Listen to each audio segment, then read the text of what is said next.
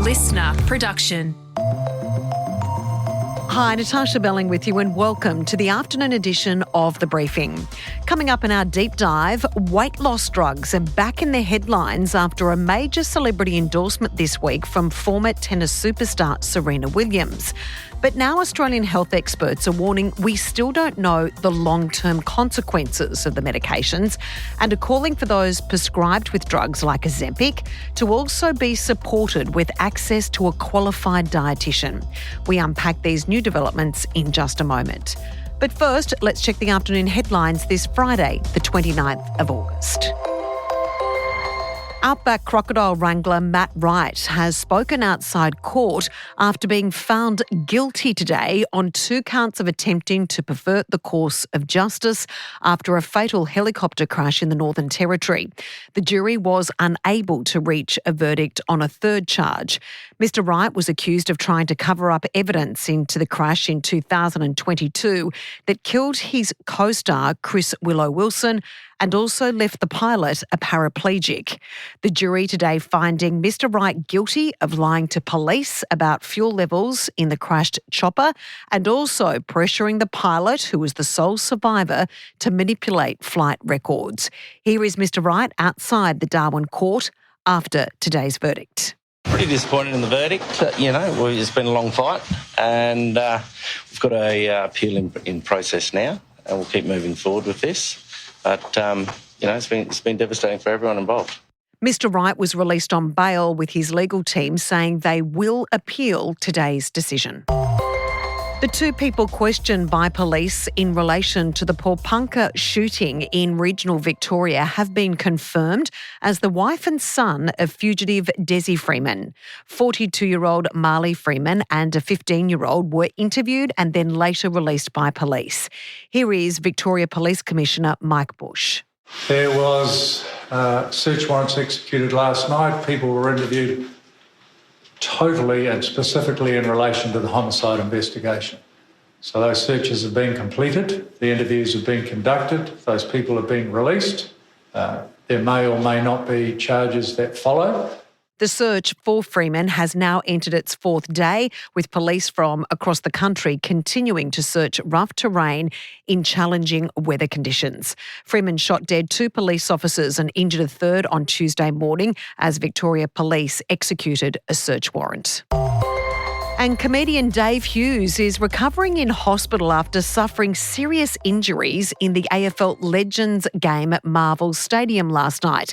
The 54-year-old copped a heavy hit from former Eagle Andrew Embley, but played on, even kicking a goal and then celebrating after the match.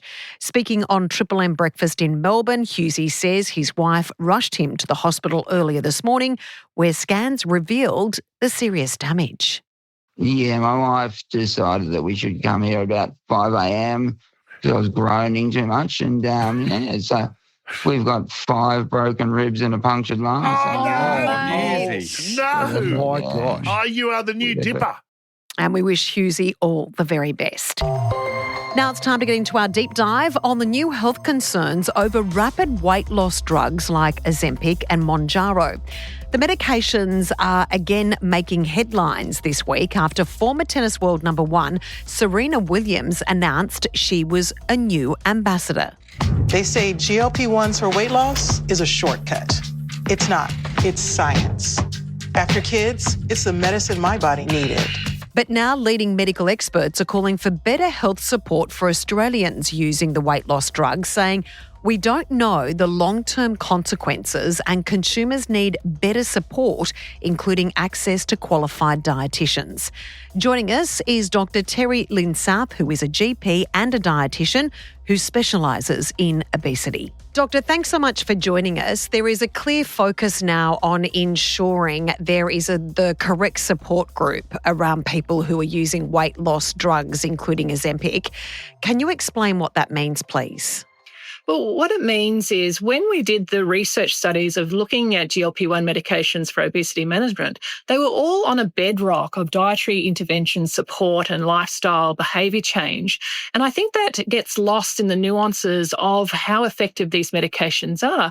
Part of their effectiveness in not just losing weight but gaining health is because there is lifestyle intervention as well. And so if we are asking for support for our patients who need these medications most, it needs to come with that bedrock of lifestyle support, particularly from a dietetic point of view as well. Doctor, if they don't have this dietitian support, what are some of your concerns about the health risks they may face? Well, dietitians in particular can help reduce the risks of GLP-1s, particularly in helping from a reduction in muscle mass, as well as any disordered eating that may come about, screening for those issues before they start the medication or developing those issues. Dietitians can also help in regards to side effect management, particularly from a gastrointestinal point of view, but also dietitians can really help in the health gains from a nourishment point of view and improving both body composition, but also any secondary health conditions, for example, glucose management or cholesterol management. There are so many layers on which it's not just about the medication, it's about that wraparound support, dietitian, exercise physiologist, psychologist, but particularly from a nutrition point of view, because we're seeing big impacts on these GLP-1s in that access. What kind of evidence are you now seeing about the possible, in some people, it may be a negative side effect because they're not getting that proper support? What's some of the research showing? Because as we know, there isn't long-term studies yet on the long-term side effects of some of these weight loss drugs. Well, to be completely honest, I don't think we actually do have the hard data research yet. These medications, particularly the more potent obesity management medications, have only been in Australia for 12 to 18 months.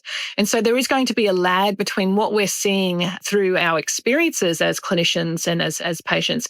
It'll be a little bit of time before we actually have the data, but certainly there are surveys asking healthcare professionals what their experiences have been.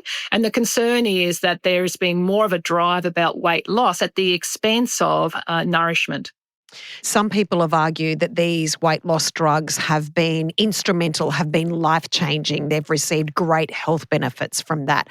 What would your cautious approach be, that we need just to get that balance right about having the extraordinary benefits of people, especially with obesity, towards making sure we get that middle road right? Look, I agree. It is nuanced and it's complicated. And it's about making sure the patients who need these medications the most are the ones who are accessing them. And that's really about health gains and not specifically weight loss. And certainly I agree that medications can be life-changing, health-promoting, reversal of a number of different conditions. But I think that patients who are seeking weight loss only, are really missing the boat of how these should be best used. Doctor, in regards to this great support network around people, we know there are many health or psychological issues that need a whole team of support around somebody. For example, access to psychologists, to dietitians, a whole array of specialists. For so many Australians right now, one, there's an access problem, but two, they're unaffordable for so many people. What would you say to that? Well, I think this is where we need systems change. This is where we need the people who determine access, so particularly with regards to funding, but also access to the number of professionals using what we currently have from a telehealth, maximising that. But really, we basically need more access, which ultimately needs better funding. And so in regards to that funding, do you think we should see more of a holistic approach where we know that these drugs in some circumstances have been life-changing, that we need to ensure to make them more beneficial for everyone without any negative possible side effects? We need to be better supporting with funding to make sure Australians have access to these really important services. Absolutely. To utilise these medications best, we do need that wraparound care, and we need to be able to support patients accessing that wraparound care with better funding, because that's mainly the issue with accessing, like you said, the allied health, the dietitians, the psychologists, the exercise physiologists. So what's your takeaway message, Doctor, in regards to we need to, as we say, these wraparound services, get the middle ground right? What would your message be right now?